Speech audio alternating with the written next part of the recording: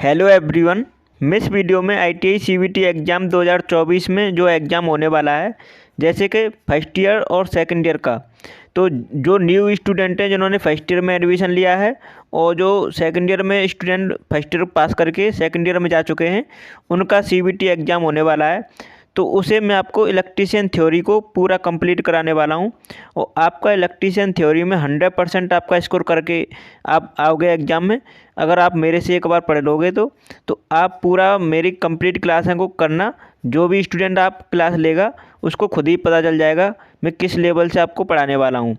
तो आप चाहे प्राइवेट संस्था से आप ITI कर रहे हैं या आप गवर्नमेंट से, लेकिन आपकी जो इलेक्ट्रीशियन थ्योरी की जो क्लासेस आपकी चलने वाली हैं वो आपकी अच्छे लेवल से आपको तैयार कराया जाएगा। मतलब इलेक्ट्रीशियन थ्योरी में आपको कोई भी आपको ऐसा क्वेश्चन नहीं होगा जो आप नहीं कर पाएंगे।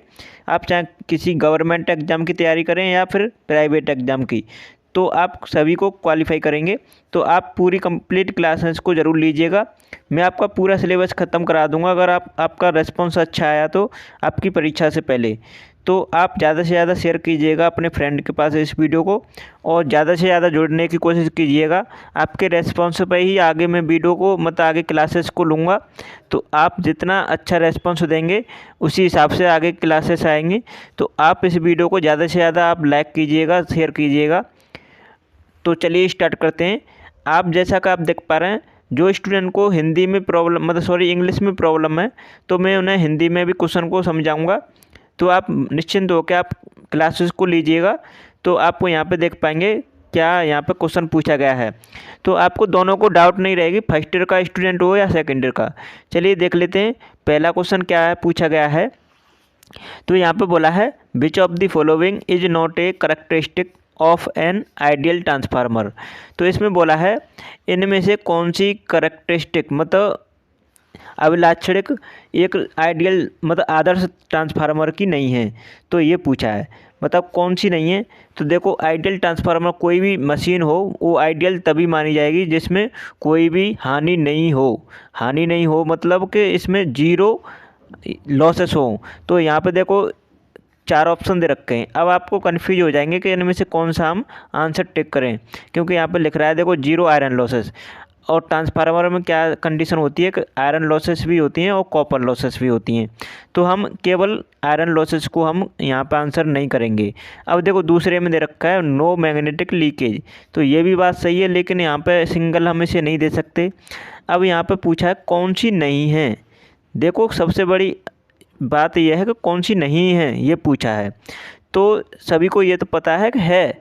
तो देखो जीरो आयरन लॉसेस ये तो कंडीशन होनी चाहिए।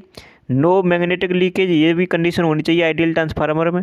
और जीरो बाइंडिंग रेजिस्टेंस ये तीनों कंडीशन इसे फॉलो कर रही हैं। लेकिन एक कंडीशन ऐसी है जो नहीं फॉलो कर रही है, वो कौन सी है 50% कॉपर लॉसेस। तो ये गलत है, यही पूछा है कि कौन सा नहीं है। तो तीसरा ऑप्शन इसका राइट आंसर है। आशा करता हूँ आपको समझ में आया होगा। अब दूसरे क्वेश्चन का आंसर देंगे सभी। तो यहाँ पे दूसरा क्वेश्चन क्या पूछा है which lamp given in the option can operate on DC supply. आपको बताना है जो दी गई लैंपों में से कौन सी लैंप है जो कि DC सप्लाई में ऑपरेट करती है। तो कौन सी लैंप है जो DC सप्लाई पर मतलब DC करंट पर ऑपरेट करती है, परिचालन करती है, कौन सी लैंप है बताओ। तो इन 4 ऑप्शन में से आपको बताना है। देखो पहला ऑप्शन है आर्क लैंप। इनको हिंदी में भी आप इसी तरह पढ़ेंगे, mercury vapour lamp, fluorescent lamp और सोडियम वेपर लैंप। तो मैं आपको इनका यूज बताऊंगा, उसके बाद आपको इसमें से बताना है कि DC सप्लाई पे कौन सी लैंप है जो ऑपरेट करती है। तो पहले तो उसे बता देता हूँ। आपकी फ्लोरोसेंट लैंप है, ये DC सप्लाई पर ऑपरेट करती है। तो तीसरा ऑप्शन इसका करेक्ट आंसर है। अच्छा, इसका यूज आप सभी के घरों में भी होता है, लेकिन इसमें देखेंगे सोडियम वेपर लैंप, ये इसका यूज मतलब गलियों में जैसे स्ट्रीट लाइट में किया जाता है। स्ट्रीट लाइट में तो गलियों में जो रास्ते पे जो लाइट लगाई जाती हैं वो उसके लिए किया जाता है सोडियम वेपर लैंप का यूज। तो ये आपको पता होना चाहिए।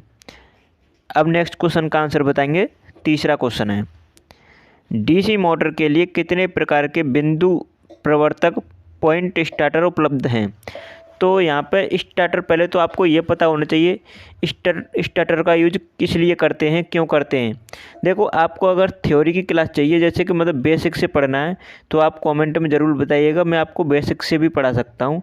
यहाँ पर मैं एक क्लास आपकी डेली मतलब मल्टीपल चॉइस क्वेश्चन जो आपकी परीक्षा में पूछे जाते हैं उस हिसाब से चलने वाली है। तो आपको यहाँ पर क्वेश्चन का आंसर देना है, अगर नहीं आता है तो मैं आपको बताऊंगा, वो आपको देखना है। तो एक तो इस तरह से चलेगी क्लास जो मैं आपको इस समय ले रहा हूँ, और एक क्लास आपकी दूसरी ऐसे भी आ सकती है कि आपको थ्योरी बेस पे पढ़ाया जाएगा, उसमें आपको पॉइंट टू पॉइंट क्लियर कराया जाएगा, मतलब हर पॉइंट को क्लियर कराया जाएगा। तो उस तरह से चाहते हैं तो आप कमेंट में ज़रूर बताइएगा। अब तीसरे क्वेश्चन का आंसर बताएं, डीसी मोटर के लिए कितने प्रकार के बिंदु स्टार्टर का उपलब्ध हैं। बताओ कितने प्रकार के बिंदु स्टार्टर उपलब्ध हैं। तो देखो, इसका राइट आंसर है 3 प्रकार के। अच्छा, स्टार्टर का यूज किस लिए किया जाता है। स्टार्टर का यूज इसलिए किया जाता है कि जो मोटर होती है उसमें स्टार्टिंग में हाई करंट होती है। अब हाई करंट होती है तो मोटर का फूकने का डर रहता है, जल जाने का डर रहता है, खतरा होता है। तो इसलिए उसे प्रिवेंट कराने के लिए, मतलब उसे सुरक्षा प्रदान कराने के लिए स्टार्टिंग में हम स्टार्टर का यूज करते हैं। तो इसका यूज यही है कि स्टार्टर इसलिए यूज करते हैं कि उसका बैक ईएमएफ जो बनता है वो हो जाता है उसका कम, और इसलिए उसमें करंट हाई हो जाती है, और करंट हाई हो जाती है तो मोटर जल जाने का खतरा बढ़ जाता है, इसलिए हम स्टार्टर का यूज करते हैं। तो स्टार्टर 3 प्रकार के होते हैं डीसी मोटर के लिए, ये सभी ध्यान रखेंगे, ठीक है। अब चौथे क्वेश्चन का आंसर बताएं, डीसी सप्लाई की गलत ध्रुवता से अपघट्य प्रकार के संधारित्र के जुड़ने पर क्या होता है। तो इसमें बोला है जैसे कि डीसी सप्लाई है, उसमें गलत पोलरिटी के साथ आप संधारित्र को जोड़ देते हैं तो क्या होगा, ये पूछा है। तो देखो, यहाँ पे 4 ऑप्शन को पढ़ेंगे तभी आपको समझ में आएगा। तो देखो, यहाँ पे अगर उसकी गलत पोलरिटी के साथ कनेक्ट करते हैं, मतलब जैसे कि पॉजिटिव को नेगेटिव, नेगेटिव को पॉजिटिव, इस तरह से हम उसे जोड़ देते हैं तो उसमें क्या इफेक्ट होगा। तो देखो, यहाँ पे साफ दिखाई दे रहा है, एक ही ऑप्शन है कि संधारित्र स्थायी रूप से क्षतिग्रस्त हो जाता है। तो 4th ऑप्शन इसका करेक्ट आंसर है, तो इसे ध्यान रखेंगे, ठीक है। अब नेक्स्ट क्वेश्चन का आंसर बताएंगे, क्योंकि देखो यहाँ पे क्या है कि डीसी सप्लाई की बात की जा रही है, तो ये ध्यान रखेंगे सभी। 5वां क्वेश्चन है, डीसी जनरेटर का कौन सा घटक कम्यूटेटर मतलब दिक् परिवर्तक कम्यूटेटर पर आरोपित किया जाता है जो आर्मेचर कुंडलन से धारा को एकत्र करता है। जैसे कि आपका डीसी जनरेटर होता है तो उसमें जो आप मैकेनिकल पावर देते हैं तो वो क्या करता है कि वो इलेक्ट्रिकल पावर आपको देता है, और इलेक्ट्रिकल पावर जो देता है वो हम किससे लेते हैं, तो उस पर उसकी शाफ्ट पे हम क्या कनेक्ट करते हैं जिससे हमें उसकी आउटपुट मतलब पावर, जैसे कि इलेक्ट्रिकल पावर हमें मिल जाती है। तो उसकी शाफ्ट पर हम कम्यूटेटर प्रोवाइड कराते हैं, और कम्यूटेटर से कौन करंट कलेक्ट करता है, वो करते हैं कार्बन ब्रश। तो ब्रश की हेल्प से हम करंट को लेते हैं। तो इसका राइट आंसर करेंगे 4th ऑप्शन। सभी को आशा करता हूँ समझ में आ रहा होगा। अगले क्वेश्चन का आंसर बताएं। 6वां क्वेश्चन है, बड़े उद्योगों में शून्य लोड स्थिति में तुल्यकालिक मोटर के संचालन का उद्देश्य क्या है। बताओ क्या है उसका उद्देश्य। तो शून्य लोड की स्थिति में सिंक्रोनस मोटर को संचालन करने का उद्देश्य एक ही उद्देश्य है, क्योंकि सिंक्रोनस मोटर का यूज कर रहे हैं आप, तो उसका उद्देश्य यही है कि उसको हम किसी भी पावर फैक्टर पर ऑपरेट करा सकते हैं, या तो यूनिटी पावर फैक्टर हो या लैगिंग हो या लीडिंग, हम तीनों पावर फैक्टर पर उसे ऑपरेट करा सकते हैं। ये तो पहले तो आपको ये पता होना चाहिए। और दूसरी खास बात यह है सिंक्रोनस मोटर की कि वो कांस्टेंट स्पीड पर चलती है। तो इसमें देखो कौन सा ऑप्शन दे रखा है कि पावर फैक्टर सुधार में करना, तो वो पावर फैक्टर को ही सुधारती है। क्योंकि इंडस्ट्रियल लोड क्या होता है कि जैसे कि बड़े बड़े उद्योगों में इंडक्शन मोटर लगी रहती हैं जिस पर मशीन ऑपरेट करती हैं उद्योगों में, तो वहाँ पे क्या होता है कि पावर फैक्टर लैगिंग रहता है, बहुत ही कम पावर फैक्टर हो जाता है, इसलिए पावर फैक्टर हमें सुधार करने की आवश्यकता होती है, और वहाँ पे हम सिंक्रोनस मोटर का यूज करते हैं। तो आप सभी को समझ में आया होगा। अब नेक्स्ट क्वेश्चन का आंसर बताएं। 7वां क्वेश्चन है, निम्न में से कौन सा इलेक्ट्रॉनिक्स में सबसे सरल और सबसे सस्ता फिल्टर सर्किट है। बताओ कौन सा है इनमें से सबसे सरल और सबसे सस्ता है, वो कौन सा फिल्टर है, ये पूछा है।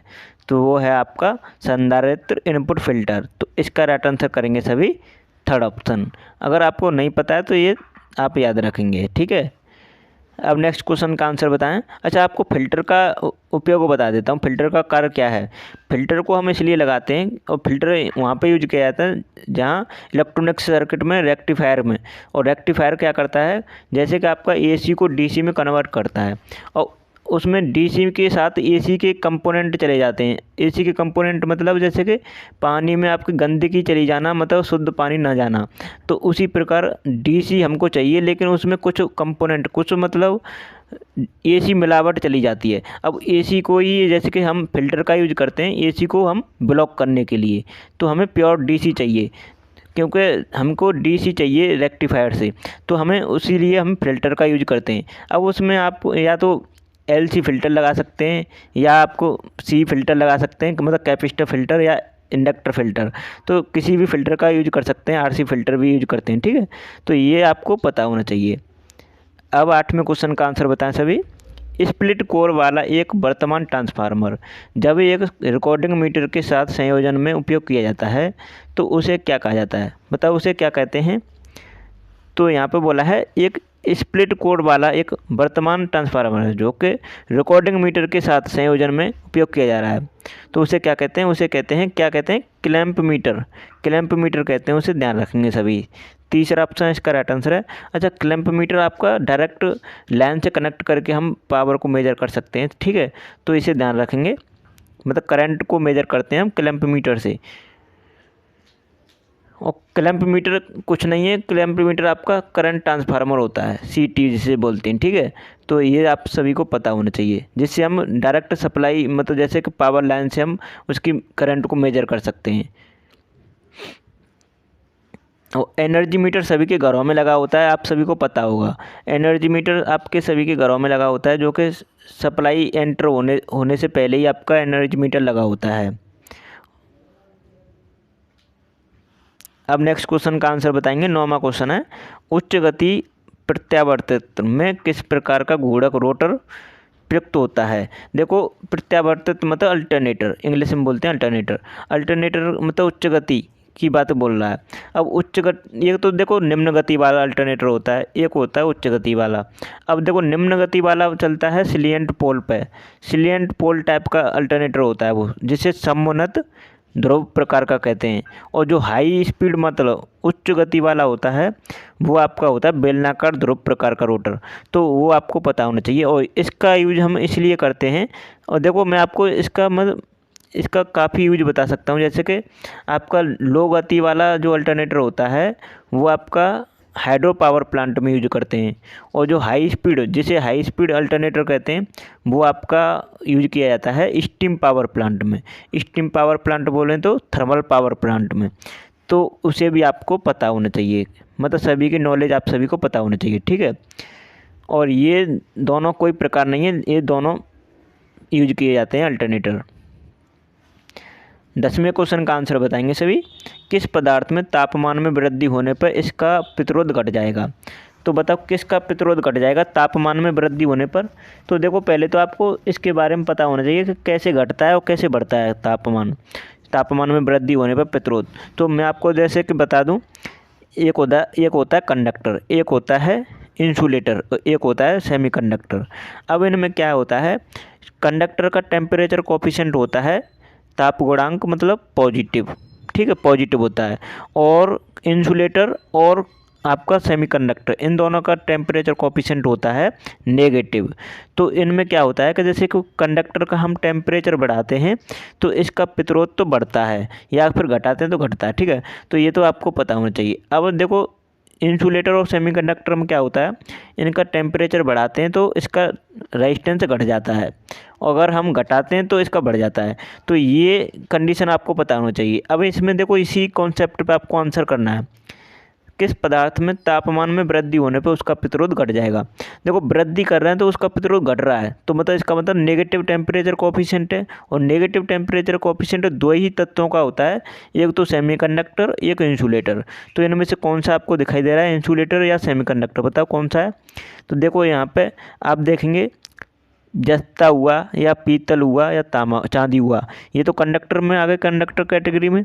अब बचा कौन सा? कार्बन। कार्बन क्या है? सेमीकंडक्टर। तो इसका नेगेटिव टेम्परेचर कोफिशिएंट होता है, तो इसलिए हम राइट आंसर करेंगे सेकंड ऑप्शन। ठीक है, आशा करता हूँ समझ में आ रहा होगा आप सभी को। अच्छा, सबसे अच्छा कंडक्टर कौन सा है? सिल्वर, जिसे चांदी बोलते हैं। ठीक है, जो कि यहाँ पे ऑप्शन में दे रखा है, चौथा ऑप्शन।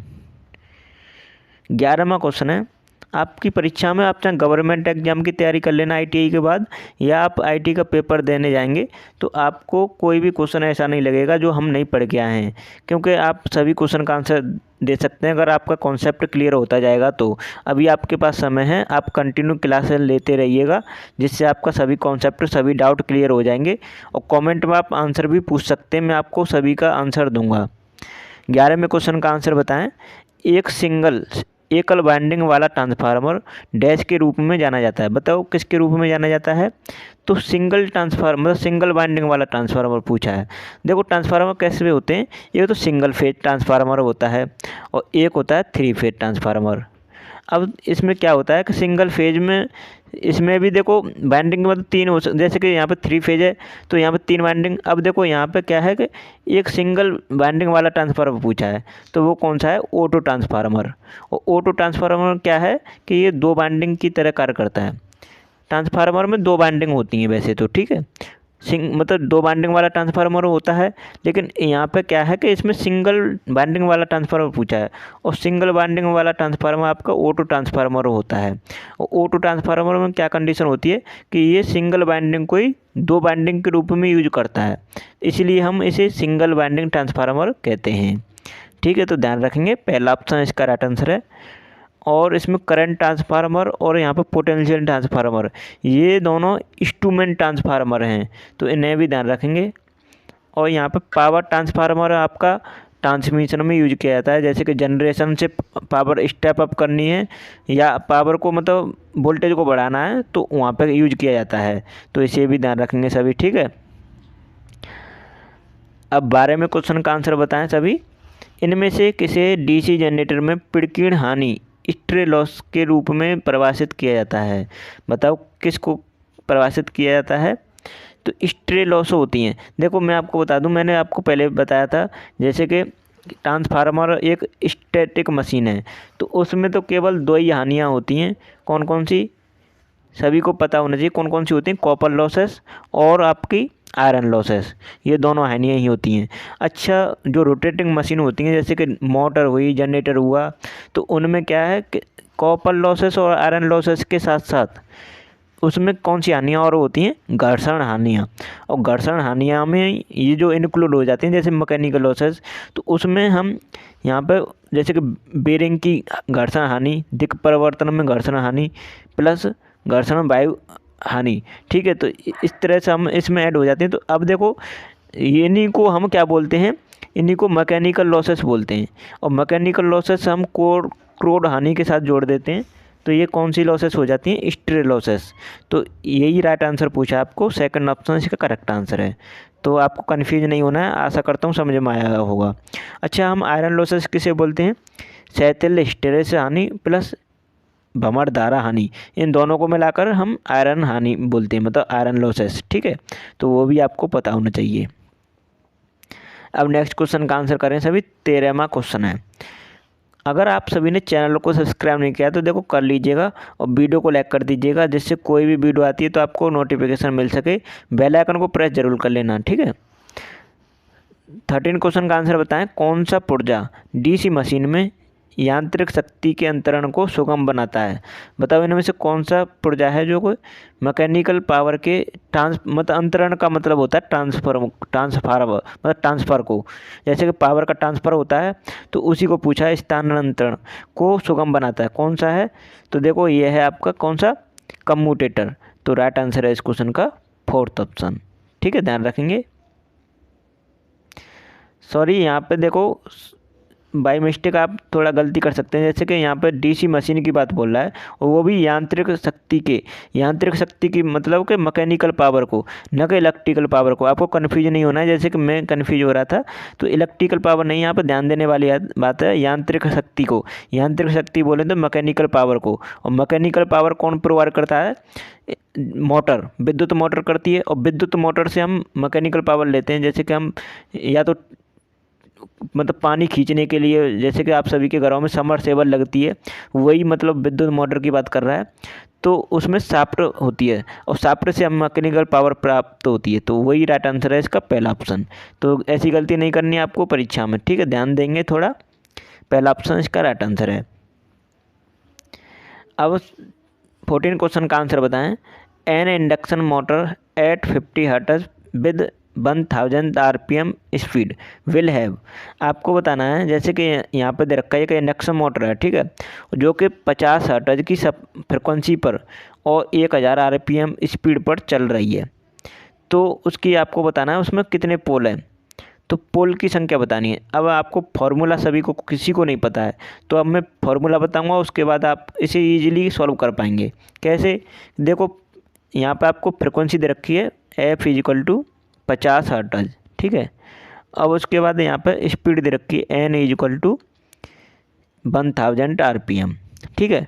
अब यहाँ पे आपको पोल की संख्या निकालनी है। तो कैसे निकालेंगे? तो आपको पता होना चाहिए, जैसे कि P = होता है 120 F/N। अब इसमें आप मान रख दीजिए जो वैल्यू दे रखी है। अब मान रखने पर ही आपका आंसर आ जाएगा। कैसे? जैसे कि P = हम रखेंगे 120 × 50 मतलब फ्रिक्वेंसी अपॉन N की वैल्यू रख देंगे 1000, ठीक है। अब देखो 0 से 0 कैंसिल कर दो और 5 से काटेंगे 2 बार और 2 से काटेंगे 6 बार, तो 6 इसका राइट आंसर आ गया। तो राइट आंसर क्या है? 6 पोल, 6 पोल आ गए। तो बी ऑप्शन इसका राइट आंसर है। इस तरह आप इजीली सॉल्व कर सकते हैं परीक्षा में, ठीक है। देखो ये सेकेंडरी वालों के परीक्षा में आएगा क्वेश्चन। इस टाइप के क्वेश्चन आपके सेकेंडरी में पूछा जाता है। फर्स्ट ईयर में नॉर्मल से क्वेश्चन आते हैं, तो मैं फर्स्ट ईयर की स्पेशल क्लासेस से लूँगा, लेकिन आप फर्स्ट ईयर वाले भी इस क्लासेस को लेंगे तो आपको बहुत ही हेल्प मिलने वाली है। 15 में क्वेश्चन का आंसर बताएं। The standard rating HP of an induction motor is equivalent to. तो यहाँ पे एक इंडक्शन मोटर की मानक निर्धारित HP बराबर होती है। बताओ किसके बराबर होती है? तो सभी को पता होना चाहिए, HP बोलें तो हॉर्स पावर, और वो कितने के बराबर होती है? 735। यहाँ पे देखो बाई मिस्टेक, यहाँ पे देखो यहाँ दे रखा है 735.5 वाट के बराबर। अगर आपको ऑप्शन में ये नहीं होता तो आप क्या करते? 746 वाट। आपकी परीक्षा में कोई सा भी दे रखा हो आप कर सकते हैं आंसर, ठीक है। तो इसे ध्यान रखेंगे। एक होती है बैटरी हॉर्स पावर और एक होती है कौन सी हॉर्स पावर? सभी कमेंट में बताएं। तो आप सभी ने अभी तक चैनल को सब्सक्राइब नहीं किया है तो प्लीज़ कर लीजिएगा और वीडियो को लाइक कर दीजिएगा। और आप सभी ने ये वीडियो सभी को पूरा देखिए, तो आप सभी अपने फ्रेंड के पास शेयर ज़रूर करना क्योंकि उनकी भी हेल्प हो सके, एग्ज़ाम से पहले अच्छी तैयारी कर पाएँ। तो सभी के पास शेयर करना। मैं आपसे कोई भी मतलब फ्री में वीडियो आपको प्रोवाइड कराऊंगा। कंटिन्यू क्लास करते रहिएगा, कोई भी पैसा चार्ज नहीं लिया जाएगा आपसे। और आप जो भी डिमांड रखें, आपकी डिमांड के अकॉर्डिंग आपकी क्लासेस चलेंगी, तो आप कंटिन्यू जुड़े रहिएगा। चलिए वीडियो को यहीं समाप्त करते हैं। Thanks for watching my video.